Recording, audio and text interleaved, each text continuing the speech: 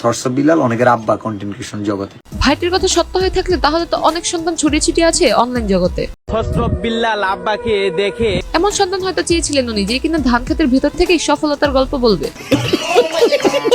অনুপ্রেরণার আরেক নাম, মানে খাইতে খাইতে তো শেষ হয়ে যাচ্ছে তোমরা। এই সমস্ত পাবলিক শেষ হওয়ার শেষ মুহূর্তে অনুপ্রেরণার নাম বলে যাবে। অনুপ্রেরণার আরেক নাম শর্টস অফ লেউটার ভাই। আমি কথা দিয়ে কথা রেখেছি, তুমি আসনি তো ফিরে। যে বয়সে সন্ধ্যার পরে পড়তে বসার কথা সেই বয়সে তারা কন্টেন্ট ক্রিয়েশন করতেছে, কারণ ওই যে 44 লাখ। জানি, আমিও সব জানি। এই যে শার্টটা বিক্রি করে দিব।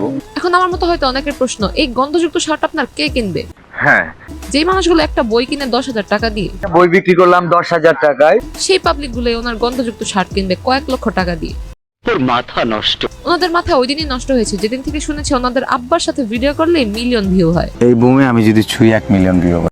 একটা উজ্জ্বল প্রতিভা, নক্ষত্র। ওনার বিহেভিয়ার দেখলে সত্যি মনে হয় উনি একটা নক্ষত্রে পরিণত হয়েছে। কথা কি ক্লিয়ার না ভেজাল আছে? হ্যালো ভাই brother and sister, welcome to roast Appi. আমি কথা দিয়ে কথা রেখেছি, তুমি আসনি তো ফিরে। আশেপাশের অবস্থা আর ওনার কথাবার্তা শুনে মনে হইতেছে গভীর রাতে চুরি করার আগ মুহূর্তে মন্ত্রপাঠ করতেছে। মানুষ বলে টাউড অফ বিলাল। এটা বলার পিছনে অবশ্যই কোনো না কোনো কারণ আছে। তুমি তো এটা বাচ্চারি করছো, এটা 1000 টাকা বলতাম না তো, তুমি 1500 টাকা করছো, আবার হাতে লিখলে 10,000 টাকা। আমি এটা বুঝি না কোন মানুষটা 10,000 টাকা দিয়ে এই বইটা কিনলো, সেটা জানার দরকার নেই। অনুপ্রেরণার ভাইয়ের অবস্থানটা কোথায় সেটা দেখে আসি। আমার ক্যারিয়ারে 100টা দেশের রাষ্ট্রদূতের সাথে আমার দেখা হয়েছে, কথা হয়েছে।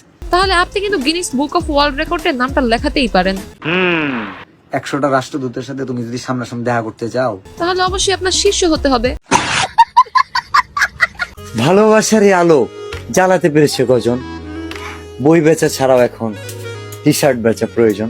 ওনার এই ভিডিও দেখার পরে ওনার এলাকার একজন কন্টেন্ট ক্রিয়েটরের কথা মনে পড়তেছে।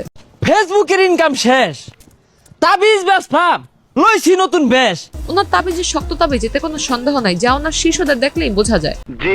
আমি কথা দিয়ে কথা রেখেছি, তুমি আসনি তো ফিরে। এই জন্যই মনে হয় ছাদে বসে মোমবাতি জ্বালিয়ে গুরুর চরণ চাটে। চোখের জলে বালিশ ভেজানোর গল্পে ছিলে তুমি। এই জন্যই হিজাব পরে পরপুরুষের ছন্দে মাতো তুমি। পাশে নেই তবুও আছো অনুভবে। অনুভূতি শেষ হলে সরে যান রেল লাইন থেকে, আর না হয় কল্লা যাবে, দেখা হবে না আর আঙ্কেলের সাথে।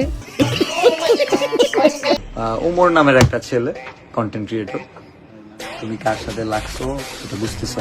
আসসালামু আলাইকুম বরবাদ। অমুক প্লেস আসো, অমুক প্ল্যাটফর্মে আসো, ইউটিউবে আসো, এই যে তোমার আব্বু দেখাইতেছে। আমি ডরাইছি, আমি ডরাইছি।